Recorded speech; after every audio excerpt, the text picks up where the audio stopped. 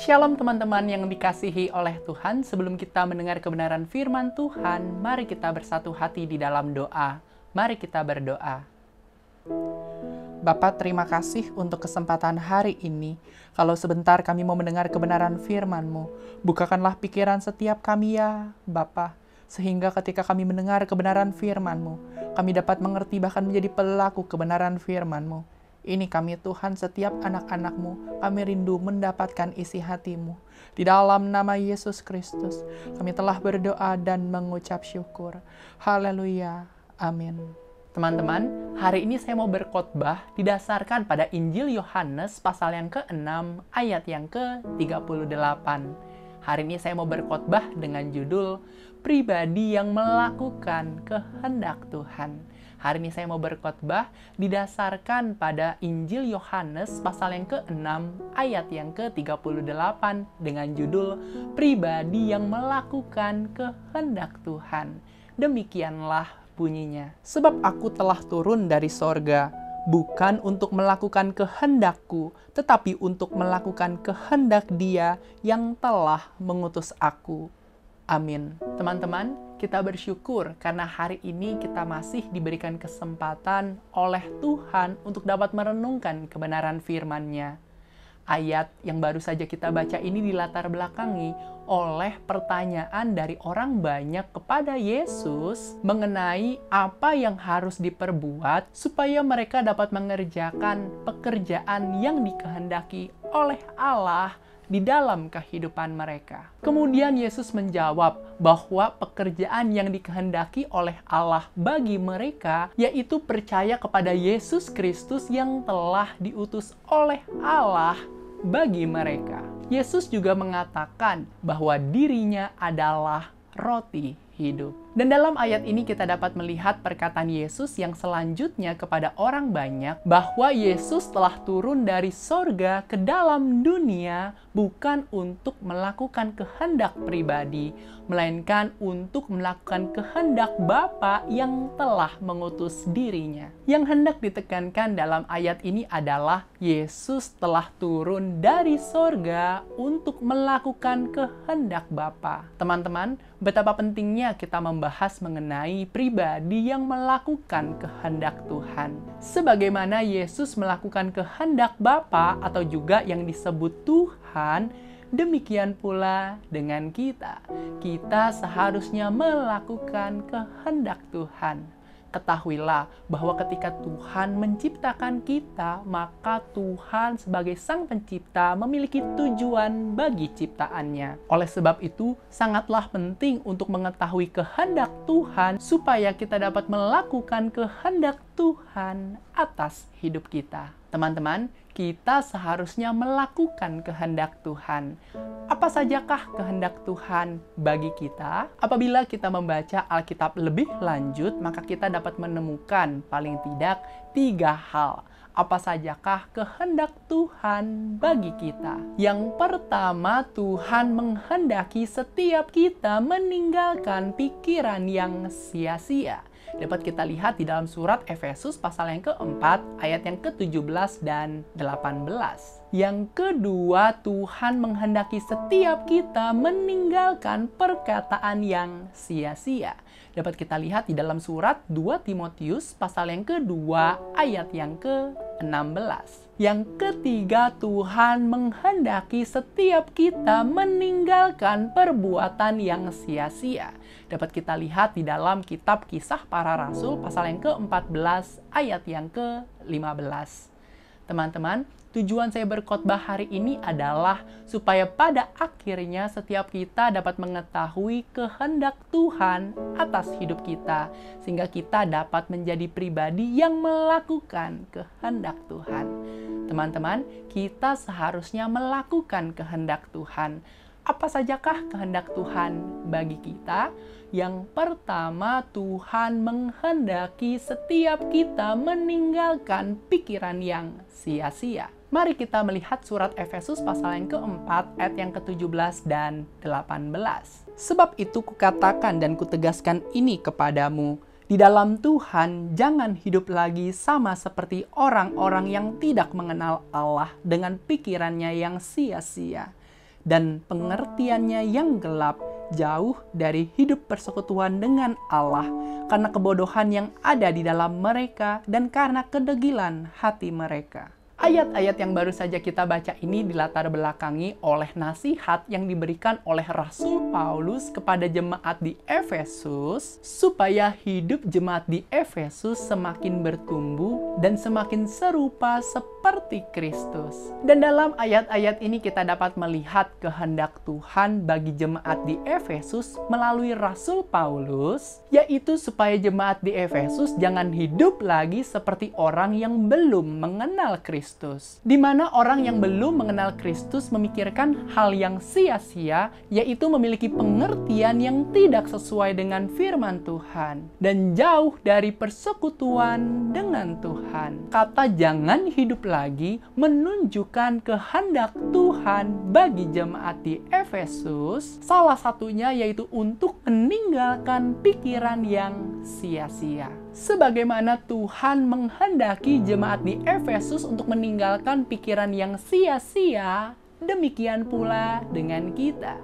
Tuhan menghendaki setiap kita meninggalkan pikiran yang sia-sia. Sia-sia artinya tidak berguna.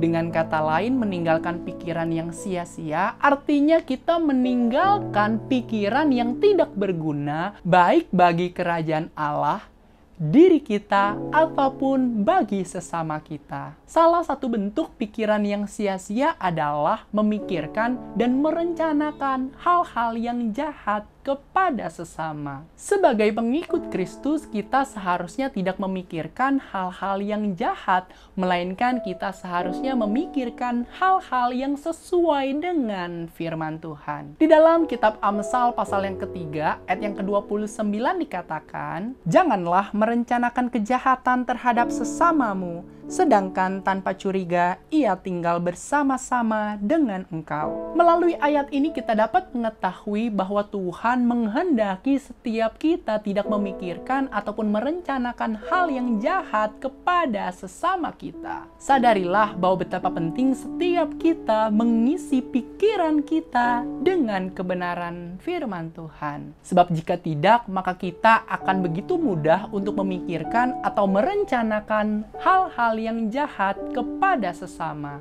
Daud pernah merencanakan hal yang jahat kepada Uria, pasukannya sendiri. Setelah berzina dengan istri Uria, Daud memikirkan dan merencanakan pembunuhan terhadap Uria. Hal ini dilakukan karena Daud telah kehilangan cara untuk menutupi perbuatan jahat yang telah ia lakukan sebelumnya. Di dalam kitab 2 Samuel pasal yang ke-11 ayat yang ke-14 dan 15 dikatakan, paginya Daud menulis surat kepada Yoab dan mengirimkannya dengan perantaraan Uria. Ditulisnya dalam surat itu demikian, "Tempatkanlah Uria di barisan depan dalam pertempuran yang paling hebat. Kemudian kamu mengundurkan diri daripadanya supaya ia terbunuh mati." Setelah Uria mati terbunuh, Daud mengambil istri Uria yang bernama Batsheba sebagai istrinya. Di dalam kitab 2 Samuel pasal yang ke-11 ayat yang ke-27 dikatakan, setelah lewat waktu berkabung, maka Daud menyuruh membawa perempuan itu ke rumahnya. Perempuan itu menjadi istrinya dan melahirkan seorang anak laki-laki baginya. Tetapi hal yang telah dilakukan Daud itu adalah jahat di mata Tuhan. Melalui ayat ini kita dapat mengetahui bahwa rencana yang Daud lakukan diketahui oleh Tuhan. Dan hal tersebut jahat di mata Tuhan. Ketahuilah bahwa hal ini juga berlaku bagi setiap kita. Ketahuilah bahwa Tuhan adalah pribadi yang mengetahui segala hal yang kita rencanakan. Dan apabila kita merancangkan hal-hal yang jahat kepada sesama, maka hal tersebut adalah hal yang jahat di mata Tuhan. Oleh sebab itu, kita seharusnya menjaga pikiran kita sesuai dengan kebenaran firman Tuhan, sehingga kita tidak memikirkan hal yang jahat di hadapan Tuhan. Sadarilah bahwa apa yang kita pikirkan akan mempengaruhi perbuatan yang akan kita lakukan. Apabila kita mengisi pikiran kita dengan hal yang tidak benar, hal yang sia-sia, hal yang tidak berguna, maka kita pun akan melakukan perbuatan yang tidak berkenan di hadapan Tuhan. Namun sebaliknya, apabila kita mengisi pikiran kita dengan hal-hal yang berguna, hal-hal yang bermanfaat, hal-hal yang sesuai dengan firman Tuhan, maka kita akan menjadi pribadi yang melakukan perbuatan yang berkenan di hadapan Tuhan. Di dalam Injil Matius pasal yang ke-15 ayat yang ke-19 dikatakan, karena dari hati timbul segala pikiran jahat, pembunuhan, perzinahan, percabulan, pencurian, sumpah palsu, dan hujat. Melalui ayat ini kita dapat mengetahui bahwa hati mempengaruhi pikiran manusia. Oleh sebab itu, kita seharusnya menjaga hati kita dengan kebenaran firman Tuhan, sehingga kita tidak memikirkan hal-hal yang jahat, melainkan memikirkan hal-hal yang berkenan di hadapan Tuhan. Kita seharusnya meninggalkan pikiran yang sia-sia, pikiran yang tidak berguna, pikiran yang tidak bermanfaat, dan mengisi pikiran kita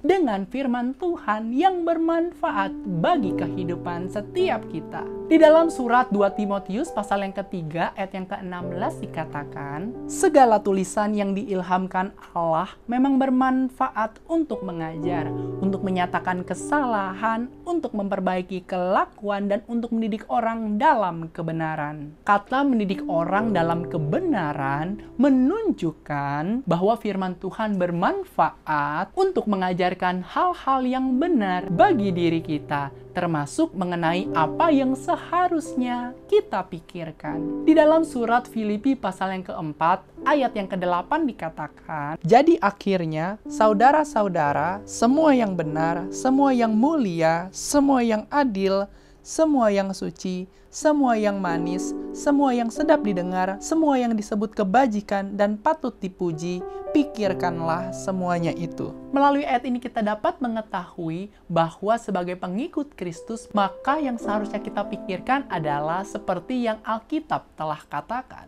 Semua hal yang benar menunjukkan kepada kita bahwa kita seharusnya selalu mengisi pikiran kita dengan firman Tuhan.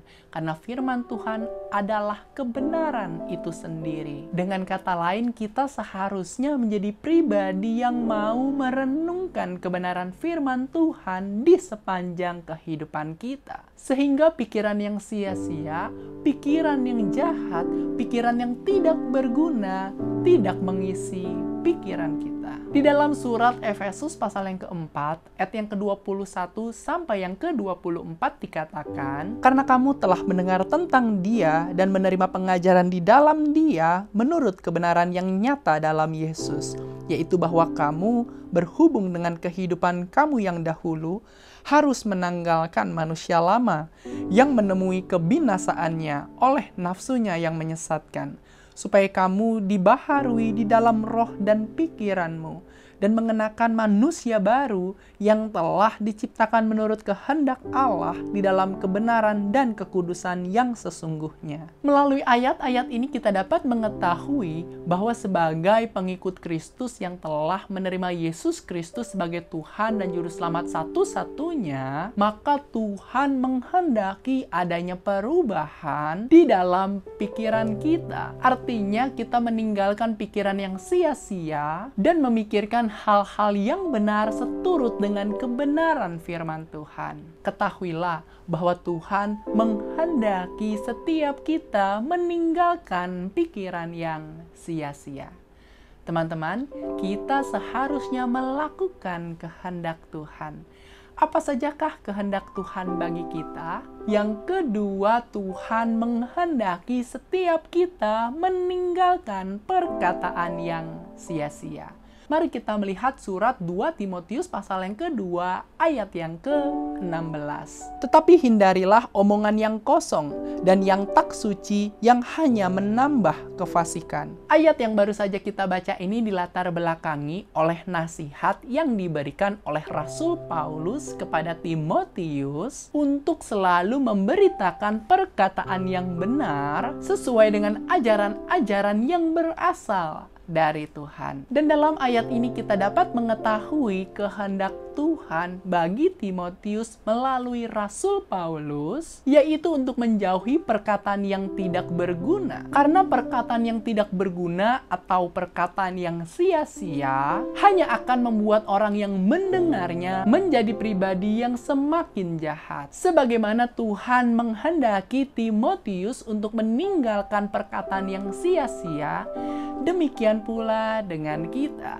Tuhan menghendaki setiap kita meninggalkan perkataan yang sia-sia. Meninggalkan perkataan yang sia-sia artinya kita menjauhkan diri kita dari perkataan-perkataan yang tidak membangun diri kita, serta tidak mengucapkan perkataan-perkataan yang tidak berguna kepada sesama. Melalui Rasul Paulus, Tuhan menghendaki Timotius untuk meninggalkan perkataan sia-sia yang diucapkan oleh orang-orang yang ada di sekitarnya. Karena perkataan yang diucapkan oleh orang-orang yang ada di sekitarnya tidak sesuai dengan kebenaran firman Tuhan. Sehingga perkataan tersebut merusak iman orang-orang yang mendengar dan mempercayainya. Oleh sebab itu sangatlah penting bagi Timotius untuk menjauhkan diri dari perkataan yang tidak sesuai dengan firman Tuhan dan tidak berguna bagi dirinya.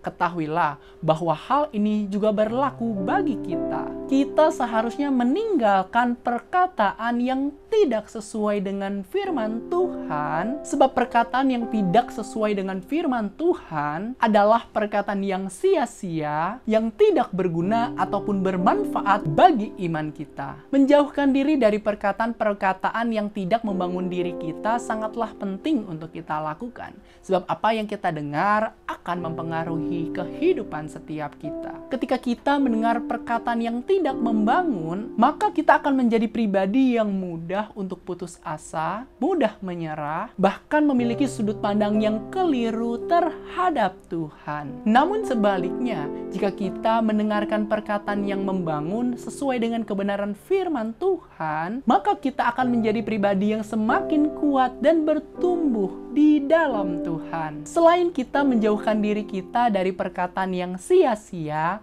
kita seharusnya menjadi pribadi yang juga tidak mengucapkan perkataan yang sia-sia, perkataan yang tidak berguna, seperti mengucapkan kebohongan kepada sesama. Di dalam Amsal pasal yang keempat, ayat yang ke-24 dikatakan, "Buanglah mulut serong daripadamu, dan jauhkanlah bibir yang dolak-dalik daripadamu." Melalui ayat ini kita dapat mengetahui bahwa Tuhan menghendaki setiap kita untuk tidak mengucapkan perkataan yang tidak benar, melainkan Tuhan menghendaki setiap kita mengucapkan perkataan yang benar. Apa yang kita ketahui, itulah yang seharusnya kita ucapkan dengan sebenar-benarnya. Ketika kita mengucapkan kebohongan, sebenarnya kita tidak hanya sedang membohongi sesama kita, melainkan juga kita sedang melanggar kebenaran firman Tuhan. Di dalam Injil Matius pasal yang ke-12 ayat yang ke-36 dan 37 dikatakan, "Tetapi aku berkata kepadamu, setiap kata sia-sia yang diucapkan orang harus dipertanggungjawabkannya pada hari penghakiman. Karena menurut ucapanmu engkau akan dibenarkan, dan menurut ucapanmu pula engkau akan dihukum." Melalui ayat-ayat ini kita dapat mengetahui bahwa melalui setiap perkataan yang kita ucapkan, termasuk perkataan yang sia-sia, harus kita pertanggungjawabkan di hadapan Tuhan. Oleh sebab itu, pakailah perkataan kita bukan untuk memperkatakan perkataan yang sia-sia, melainkan kita memakai perkataan kita untuk membangun kehidupan orang-orang yang ada di sekitar kita. Di dalam surat Efesus pasal yang keempat, ayat yang ke-29 dikatakan, "Janganlah ada perkataan kotor keluar dari mulutmu, tetapi pakailah perkataan yang baik untuk membangun di mana perlu, supaya mereka yang mendengarnya beroleh kasih karunia." dunia. Melalui ayat ini kita dapat mengetahui bahwa Tuhan menghendaki setiap kita menggunakan mulut kita untuk mengucapkan perkataan yang benar, perkataan yang membangun kehidupan orang-orang yang ada di sekitar kita. Apabila hari ini kita menyadari masih ada perkataan sia-sia yang seringkali kita ucapkan kepada sesama kita, tinggalkanlah perkataan tersebut dan mulailah untuk menjadi pribadi yang menggunakan perkataan untuk membangun kehidupan setiap orang-orang yang ada di sekitar kita. Sehingga melalui perkataan yang kita ucapkan, nama Tuhan dipermuliakan dan kehidupan kita memberikan pengaruh yang positif bagi orang-orang yang ada di sekitar kita. Di dalam surat Efesus pasal yang keempat, ayat yang ke-25 dikatakan, "Karena itu, buanglah dusta dan berkatalah benar seorang kepada yang lain, karena kita adalah sesama anggota." Kata buanglah dusta dan berkatalah benar menunjukkan kehendak Tuhan bagi jemaat di Efesus, yaitu untuk meninggalkan perkataan yang tidak benar, perkataan yang tidak berguna, atau perkataan yang sia-sia. Melainkan jemaat di Efesus seharusnya mengucapkan perkataan yang benar sebagai sesama pengikut Kristus. Sebagaimana jemaat di Efesus seharusnya meninggalkan perkataan yang sia-sia, demikian pula dengan kita. Ketahuilah bahwa Tuhan menghendaki setiap kita untuk meninggalkan perkataan yang sia-sia. Teman-teman, kita seharusnya melakukan kehendak Tuhan. Apa sajakah kehendak Tuhan bagi kita? Yang ketiga, Tuhan menghendaki setiap kita meninggalkan perbuatan yang sia-sia. Mari kita melihat kitab Kisah Para Rasul pasal yang ke-14 ayat yang ke-15. "Hai kamu sekalian, mengapa kamu berbuat demikian? Kami ini adalah manusia biasa, sama seperti kamu. Kami ada di sini untuk memberitakan Injil kepada kamu, supaya kamu meninggalkan perbuatan sia-sia ini dan berbalik kepada Allah yang hidup, yang telah menjadikan langit dan bumi, laut dan segala isinya." Ayat yang baru saja kita baca ini dilatar belakangi oleh kehadiran Paulus dan Barnabas di Listra. Di Listra, Paulus menyembuhkan seorang yang mengalami sakit lumpuh. Sehingga orang banyak yang melihat hal tersebut berkata bahwa dewa-dewa telah turun dalam rupa manusia. Barnabas mereka sebut Zeus, dan Paulus mereka sebut Hermes. Kemudian Paulus dan Barnabas mendengar bahwa imam dewa Zeus datang dengan membawa lembu-lembu jantan dan karangan-karangan bunga untuk dipersembahkan kepada Paulus dan Barnabas. Sehingga Paulus dan Barnabas berseru kepada orang banyak. Dan dalam ayat ini kita dapat melihat kehendak Tuhan bagi orang-orang yang ada di Listra melalui seruan Paulus dan Barnabas dengan mengatakan bahwa Paulus dan Barnabas adalah manusia biasa sama seperti mereka. Paulus dan Barnabas datang ke Listra untuk memberitakan Injil, supaya orang-orang yang ada di Listra meninggalkan perbuatan yang sia-sia atau meninggalkan perbuatan yang tidak berguna dan datang kepada Tuhan yang hidup, yang telah menciptakan segala sesuatu yang ada di dalam dunia ini. Sebagaimana Tuhan menghendaki orang-orang di Listra untuk meninggalkan perbuatan yang sia-sia, demikian pula dengan kita. Tuhan menghendaki setiap kita meninggalkan perbuatan yang sia-sia. Perbuatan sia-sia yang dimaksudkan oleh Rasul Paulus dan juga Barnabas adalah perbuatan orang-orang Listra yang memberikan persembahan kepada dewa. Sebab perbuatan tersebut tidak sesuai dengan kebenaran firman Tuhan. Ketahuilah bahwa hal tersebut juga berlaku bagi kita. Ketika kita melakukan perbuatan yang tidak sesuai dengan firman Tuhan, dengan kata lain kita sedang melakukan perbuatan yang sia-sia di hadapan Tuhan. Sebagai pengikut Kristus, maka setiap perbuatan yang kita lakukan seharusnya sesuai dengan apa yang menjadi kehendak Tuhan. Dengan kata lain, sebagai anak-anak Tuhan, maka setiap perbuatan yang kita lakukan haruslah mencerminkan perbuatan yang dimiliki oleh Tuhan. Di dalam Injil Matius pasal yang kelima, ayat yang ke-16 dikatakan, "Demikianlah hendaknya terangmu bercahaya di depan orang, supaya mereka melihat perbuatanmu yang baik dan memuliakan Bapamu yang di sorga." Melalui ayat ini kita dapat mengetahui